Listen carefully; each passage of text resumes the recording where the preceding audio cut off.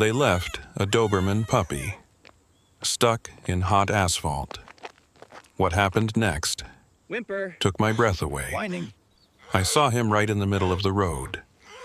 A tiny Doberman pup, no bigger than my 2 hands, stuck fast to a pool of boiling tar. His back legs were almost swallowed by black glue. His whole body trembled. His mouth was dry and open. Every time he tried to pull free, the tar tugged him back with a hiss like skin being ripped. Trucks roared past. 2 sedans, an SUV. No one stopped, not one soul. I shouted over the engines, voice raw, "Jesus, does anyone still have a heart?" No answer. Only a small, weak moan like the sound of a last breath. I stepped closer. Heat washed my face. The smell of burning asphalt mixed with petrol and scorched flesh. He lifted his head and looked at me, wet, cloudy eyes. That look. It said, "Save me." I dropped to my knees and tried to lift him. The moment my fingertips met the tar, it burned so bad I jerked back. If I pulled, his skin would peel away. I swallowed hard, dug my phone out, and called Animal Rescue. Route 47, just before the Silver Creek turn, I said fast. "A pup, stuck in tar. He's dying. Please hurry," the voice on the other end. "We'll be there in 15 minutes. 15 minutes. In 100 to give heat. That's an entire lifetime." I didn't leave. I couldn't. He trembled, small body, convulsing.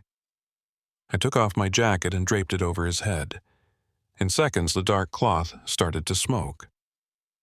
My sweat hit the asphalt and evaporated. I whispered, "Come on, little guy. Don't give up." Cars kept sliding by. A man in a pickup stared, then looked away. A woman walking by pulled out her phone, snapped a picture, and kept going. I wanted to throw something at them. I wanted to scream, "Can't you see? He's dying right here." No one turned back. The world flowed past like that small life didn't deserve a second's pause. I looked down. The skin on his legs blistered. Patches of fur were singed. Blood soaked the edges of the black tar. He moaned a sound like needles into my chest. My ribs tightened. I'd heard that sound before. Not from an animal, my wife 4 years ago on a hospital bed. She gripped my hand and looked at me like that, begging, and I was helpless. I only watched until the last beat stopped. Now, on this blistering road, I saw the same look. I felt something in me roar, "Not again. I will not let anyone die in front of me again." I searched the cars for anything useful. Water, a shovel, a towel. I poured water over the tar. It steamed and hissed, useless. I knelt again and used the edge of the towel to pry at the tar. It burned when I touched it, but I kept at it. My skin blistered. The smell of burning rose with the tar. He whimpered, so faint, weaker than before. "Don't go to sleep, Rex. Hear me. Don't go." I didn't know why I called him that. The name slipped out and felt right. I whispered, almost a prayer, "God, please, don't take him." Far off, I heard a siren slice through the thick air.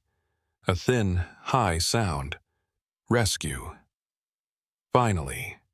I collapsed onto the road, hands raw sweat soaking my shirt. Rex was still breathing barely. Each tiny rise of his chest looked like a battle. The rescue van pulled up. 2 techs ran toward us with heat-resistant gloves and a specialty solvent. I stepped back and let them work. One glanced at me and said, "You're lucky. 5 more minutes and he'd have died from heat shock." I didn't answer. I just stared at that black tar that had swallowed a little life and thought, we've grown too used to turning away. The rescue worker swung open the van doors and pulled out a metal case, a pair of heat-proof gloves, and a bottle filled with clear liquid. They moved fast, silent, efficient. I just stood there listening to the tar bubbling and the faint whimper of the pup. One of them crouched down, voice calm but heavy. The skin's gone on both hind legs. 2nd-degree burns, maybe 3rd. We'll have to cut the tar off bit by bit. I nodded, throat locked tight. Rex lay still, eyes half closed. When they poured the softening solution, white smoke curled upward. The mix of chemicals and burned flesh made me gag. The second rescuer whispered, "If you hadn't called, he'd have been dead in 10 minutes. I didn't answer, I just watched.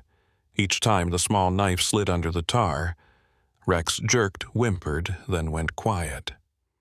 I could hear my own heartbeat fast hard, then choked. I'd seen pain before, but never like this. Not my pain, but that hollow, helpless kind.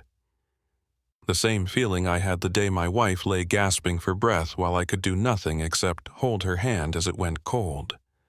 I lowered my head, tears fell on my burned hands. No one noticed. There was only sunlight smoke and the smell of hot blood. After almost 30 minutes, they freed the last strip of tar. Rex's hind legs were raw and swollen, the flesh wet and bright red. One worker sprayed saline, wrapped a quick bandage, and said, "We need to get him to the clinic right now. We'll stop the bleeding and disinfect. Can you come?" I nodded. They lifted Rex, gently set him in the back of the van. When the doors closed, he whimpered a tiny sound that cut straight through me. I climbed into the passenger seat. The van sped forward, the sun still blazing over the sand-colored hills. Beside me in the small cage, Rex breathed in ragged bursts. Each breath came with a rasp, thin and broken. I pressed my hand against the cage and whispered, "Hang on, Rex. As long as you're breathing, there's still a chance." The Silver Creek Veterinary Clinic sat at the edge of town, a white wooden house with a faded sign. A young nurse opened the door. Her eyes widened when she saw him. They carried Rex straight to the treatment room. I followed, then sank into a chair, hands blistered and still sticky with tar. The sharp scent of antiseptic filled the air. Cold light spilled over that small body wrapped in white gauze. I heard scissors clamps and slow, careful breathing. A low voice spoke from behind the operating table. "We can save him, but recovery will take time. The burns are deep. The skin must regrow. You should wait outside." I stepped into the hallway. No one there, just me and the ticking clock. Each tick felt like a heartbeat. Behind the door, the fight for life went on in silence. I saw it all again, the heat, the tar, those eyes. A small dog, only months old, trapped in hell while the world walked by. I exhaled slowly.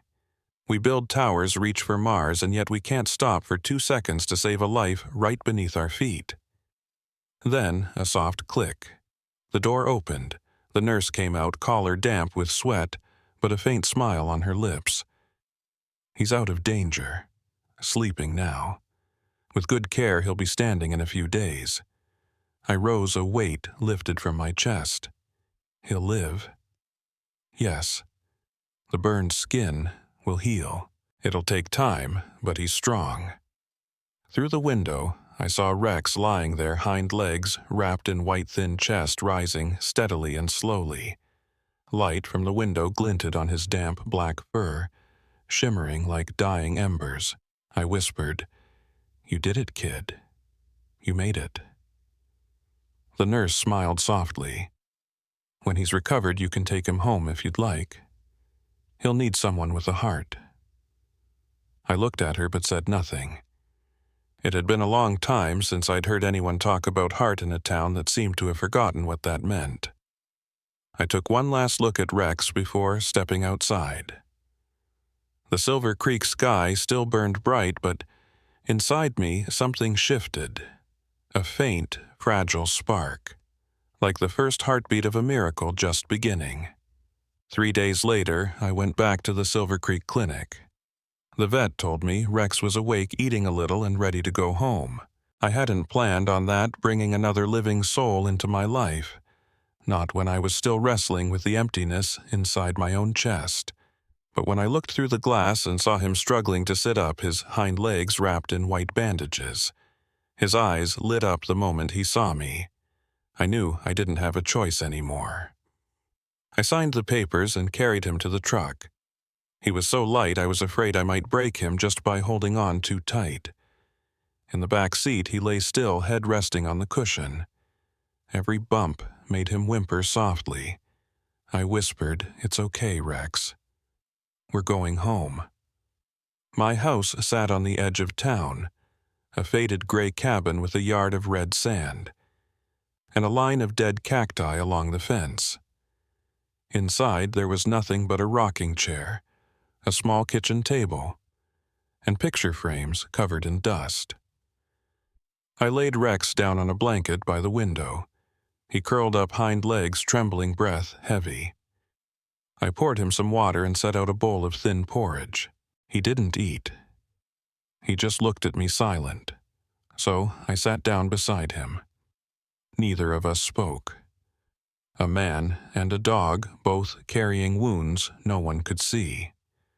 That night, Silver Creek was still. Rex whimpered in his sleep, legs twitching, as if running from something that only he could see. I stayed awake watching. We were both fighting our ghosts. The next day, I unwrapped his bandages to clean the wounds. When my hand brushed against the burn, he growled softly, eyes wide with fear. I froze. I understood that feeling. After losing my wife, I too had snapped at everyone, because pain was the only thing I could still feel. I whispered, "It's okay, Rex. I'm right here." He looked at me quietly, then lowered his head, letting me continue. The burns were deeper than I'd thought. Raw red, healing in slow patches. The air smelled of antiseptic iron and blood, but he endured it. No biting, no running. On the third night, rain came. The first rain in weeks. It beat on the tin roof like 1,000 drums. I sat by the window under the lamp, watching Rex sleep. Each breath he took reminded me of Linda's, my wife's, last night in the hospital. She'd breathed that way, soft, fading, and then gone still forever. I looked at Rex and whispered to myself, "Not this time. I won't let a miracle die again." When I opened my eyes the next morning, the blanket was empty. The porch door stood ajar. My heart slammed. I ran outside. And there he was, lying in the yard. The rain had pooled into muddy puddles. His bandages soaked through wounds torn open again, blood seeping out. He had dragged himself across the yard as if afraid I'd left him. I rushed to him, scooped him up, angry and terrified all at once. "Jesus, what were you thinking?" he whimpered, pressing his head against my chest. I could feel his tiny heartbeat, weak, fragile, thudding beneath my hand. I started to tremble, not because I feared losing him, but because I realized something deeper. I'd been afraid to love again. I laid him down, rebandaged his legs. Each wrap made him flinch, but he stayed still. I murmured, "You made it out of hell. Don't give up now." He looked at me, then slowly licked my hand. The same hand was still blistered from the tar.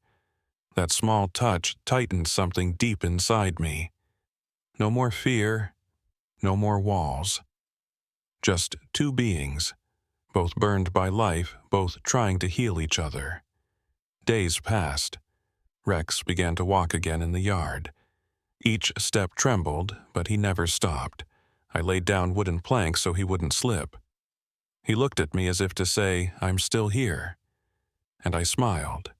For the first time in years, I truly smiled.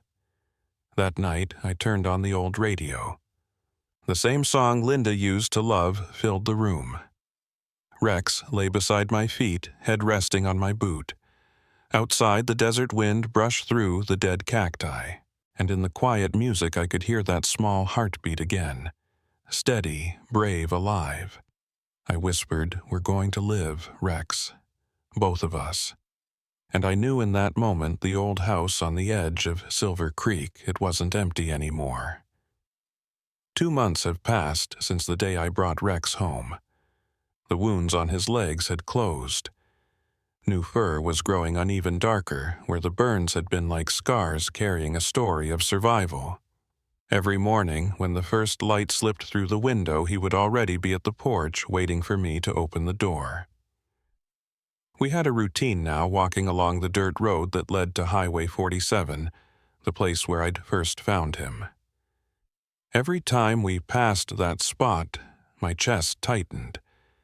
The old patch of black tar was still there, faded, but visible. I always stopped. Rex would sniff around the place, then look back at me as if to say, "We came back, and we're still here." The sight no longer haunted me. What I felt now was gratitude, not only because he survived, but because through him, somehow, I had survived too. One late September afternoon, the desert wind turned dry and sharp. Thunder rolled far off in the hills.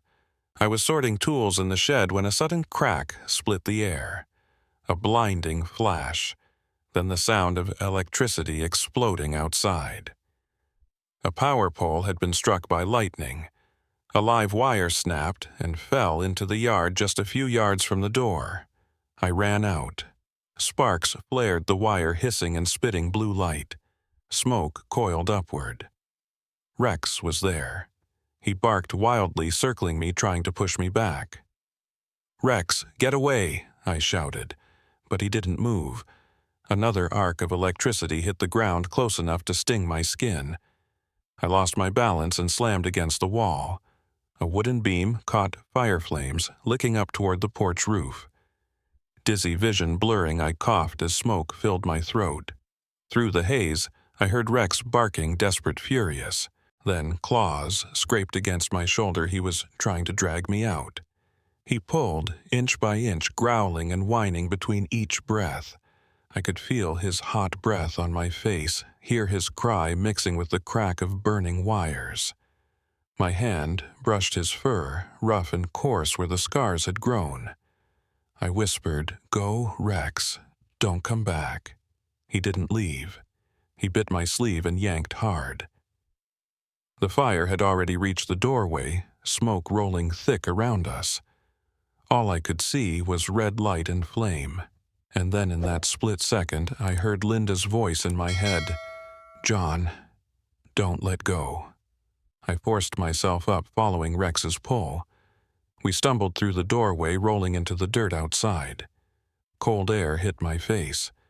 Behind us, the fire swallowed the porch in a roar of sparks and smoke. I held Rex in my arms. He panted, coughing softly. One side of his body was singed fur, burned to ash, the smell of ozone and smoke clinging to him. I hugged him tight, shaking. My heart felt like it might burst. "God, you saved me, Rex." The fire crew arrived minutes later and doused what was left of the flames. The captain asked, "Who pulled you out?" I pointed at Rex, lying by my feet.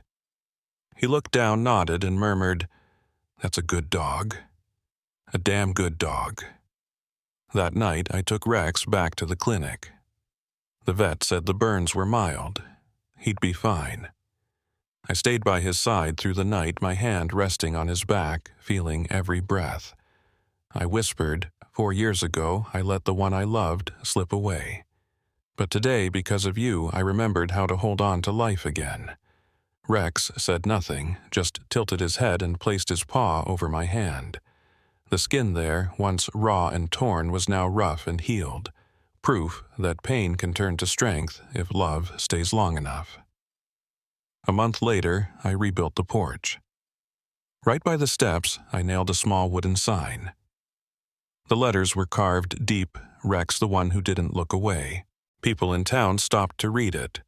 Some smiled, some bowed their heads, some left small bowls of water for strays passing by. I said nothing, just watched warmth rising quietly in my chest. When the sun slipped behind the red hills that evening, I sat on the old rocking chair. Rex lay beside me, head resting on my knee. The wind moved through the line of cactus, carrying the scent of dust and charred wood. I looked toward the highway where headlights stretched into long silver streaks.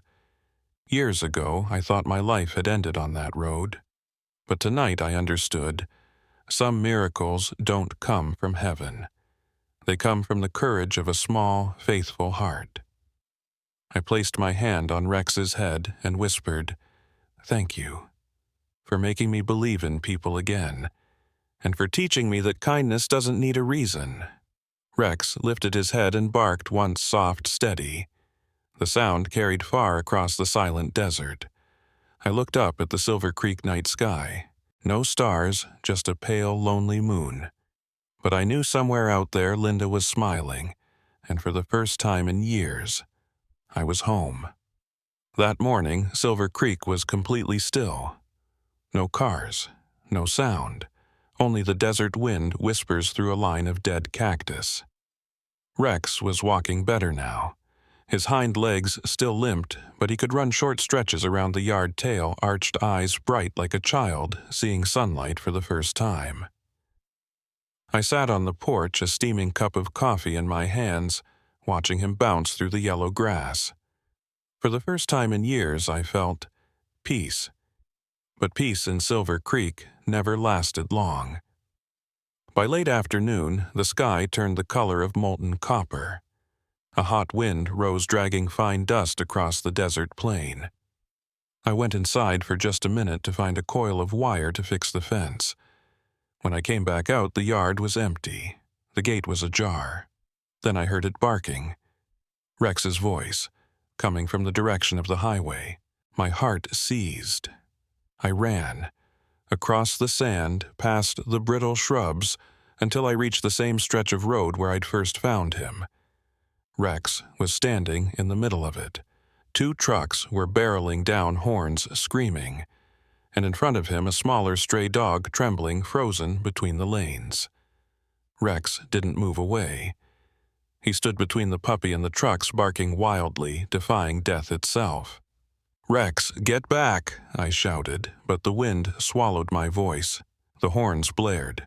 Tires screeched. I sprinted forward. It all happened in seconds.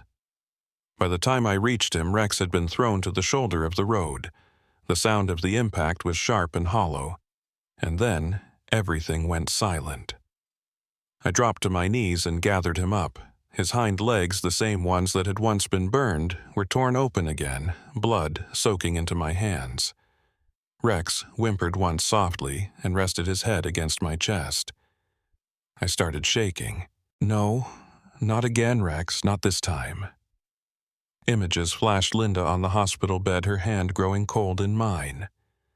4 years ago, I'd sworn I'd never watch someone I loved fade away again. And now the weak breath trembling in my arms belonged to the only soul who had made me believe goodness still existed. I lifted him into the truck and sped toward the clinic. Stoplight signs, everything blurred. There was only the pounding of my heart and the faint, fading sound of his breath. I burst through the clinic door, shouting, "Please help him, help my dog, Dr. Martinez." The young vet on call that evening took one look and barked orders on the table. Now I stood frozen outside the treatment room, hands slick with blood. They cut away the bandages, flushed the wounds. Rex thrashed, barked once hoarse, then fell silent. All I could hear were the snips of scissors, the rustle of gauze, and my own heart beating out of rhythm. A nurse whispered, "Sir, please wait outside. We'll do everything we can." But I didn't move. I couldn't. I stood there watching that small body under the cold lights, tubes and needles snaking across the table. And I saw myself again 4 years ago, standing helpless at Linda's bedside, watching life slip away. This time, I prayed harder than I ever had before. Don't take my second miracle away. After more than an hour, Dr. Martinez stepped out. Her eyes were tired but not defeated. We managed to close the wounds. Deep lacerations but no bone damage. He'll be in pain tonight, but he's going to make it. I sank into the chair, exhaling hard. Tears came before I could stop them. "Thank you, thank you."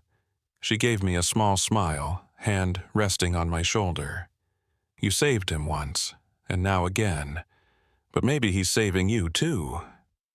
Through the glass, I saw Rex lying still. White bandages wrapped around his legs, eyes half open but steady. That look weak but unbroken melted something inside me. I stayed there until morning.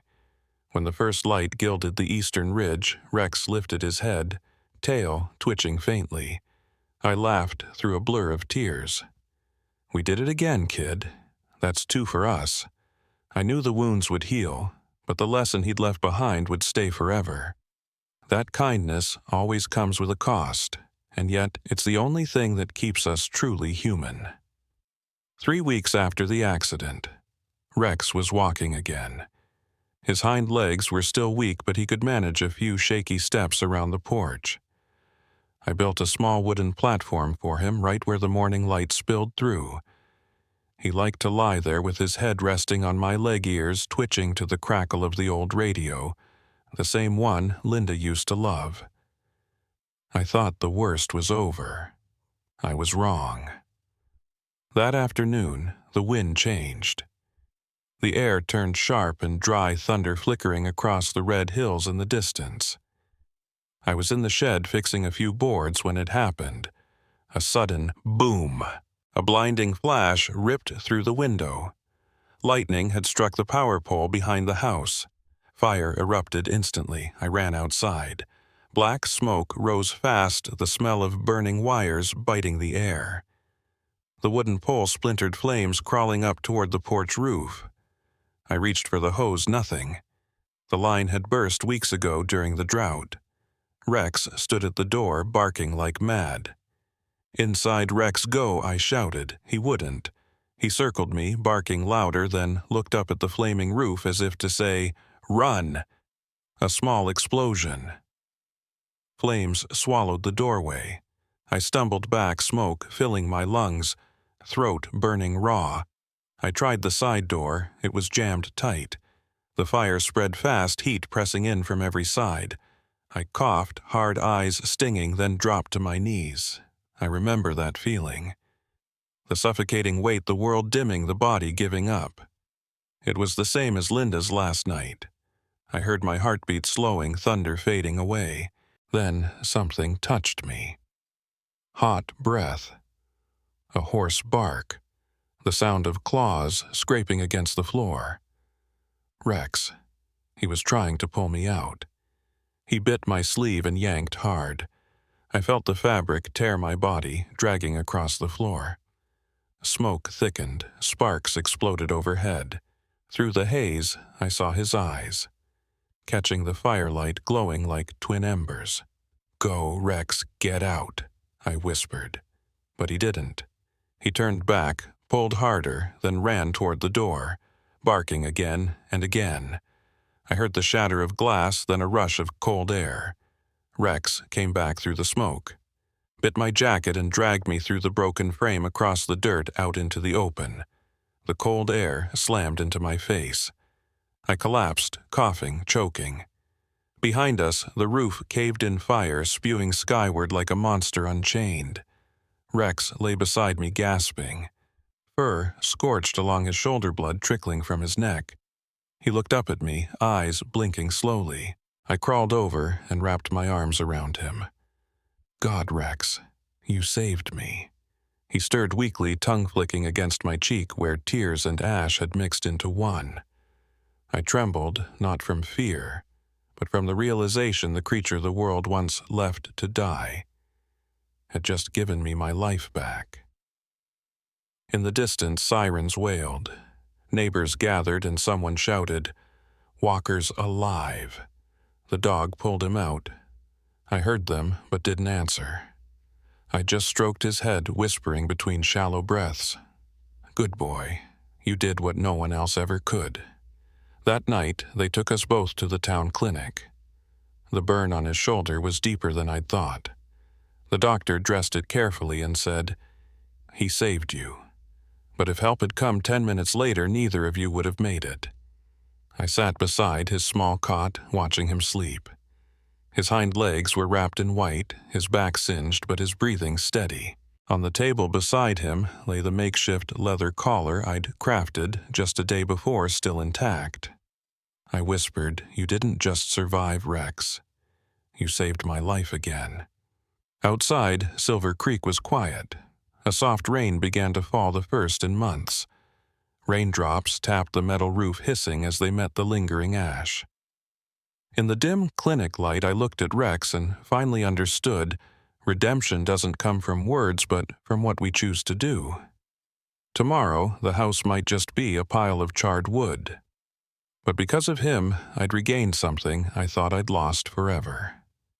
Faith. 3 months after the fire, my house in Silver Creek stood again, smaller, simpler, but somehow warmer than before. The scent of new pine mixed with morning coffee made the place feel alive again. Rex was still here, stretched out on the porch, his hind legs fully healed. The scar on his back remained a patch where no fur would ever grow, but I always thought it made him look more like a warrior. Every morning when I opened the door, he would trot out into the yard, stretch beneath the sunlight, tail high and proud. I'd pour my coffee, settle into the old rocking chair, and watch him chase the wind across the sand. That sight reminded me even a broken life can stand again. After the fire, word about Rex spread across town.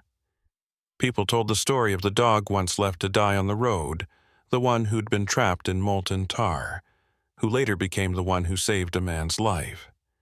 I was never one for attention, but I couldn't deny what I saw happening around me. For the first time in years, Silver Creek began to care.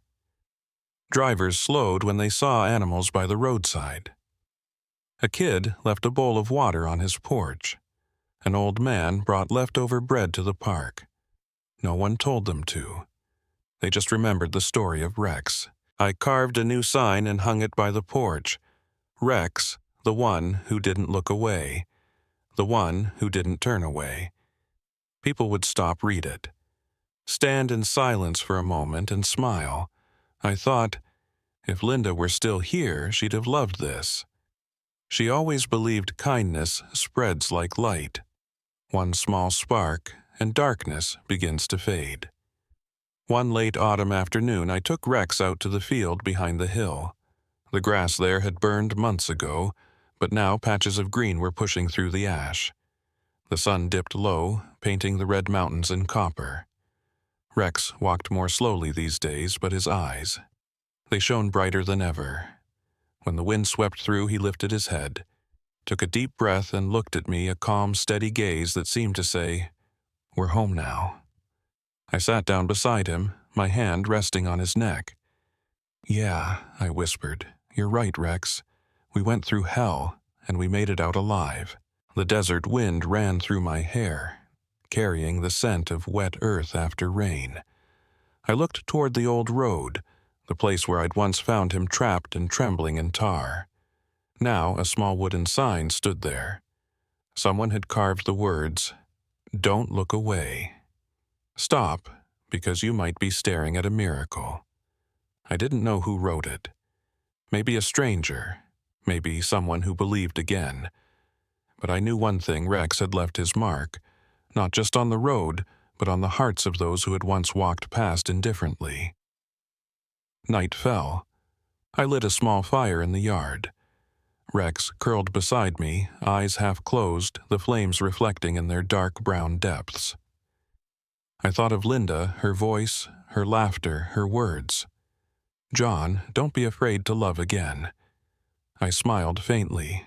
I did it, Linda. And the one who taught me wasn't human, but a soul the world had once abandoned. Rex stirred, placed his head on my knee. I brushed my hand gently over the scar on his back, softly, as if touching something sacred. "Thank you, Rex, for making me believe that it's never too late to start over." The wind passed through the pines, carrying the faint smell of resin and smoke. But now it no longer smelled of loss. It smelled like something else: hope. The next morning, as the sun rose, Rex bounded toward the light, leaving 2 clear paw prints in the sand. Deep, steady, alive. I watched him, a quiet peace swelling in my chest. I thought about everything that had happened, and I finally understood life always gives us a second chance. Sometimes it comes in the shape of a scar. Sometimes it's found in a pair of loyal eyes. That's the pain we try to hide. And sometimes it comes as a Doberman once left to die on the road who chose not to leave me. I looked up at the clear Silver Creek sky. No clouds, only light. A warm breeze brushed my face, and I could almost hear Linda's whisper, "See John. Miracles still exist." I smiled. Rex barked softly, tail wagging. I took a sip of coffee and glanced toward the road. A car had stopped. The driver stepped out gently, lifting a shivering kitten from the roadside. I laughed quietly as tears filled my eyes, because in that moment I knew Rex had done what I never could. He'd reminded people how to be human again. There are sacred things in life. That needs no words at all. Just a pair of pleading eyes, a faint breath still fighting to live in the fire, or a tiny heartbeat that simply refuses to stop. Rex never spoke. But he taught me a man once broken, once lost in doubt. Miracles don't fall from the sky. A miracle happens the moment we stop and choose to see. He taught me that kindness doesn't need applause, it only needs to be done. That sometimes a second chance doesn't come to change the whole world, but to change one heart before it turns to stone. If this story touched you, please like, subscribe, and share so that more people can believe that kindness can still change everything. Faith can still be restored, and even the smallest heartbeat deserves a second chance. Thank you for being here, because sometimes all it takes is one person who stops and a life of faith. Even the whole world can be saved.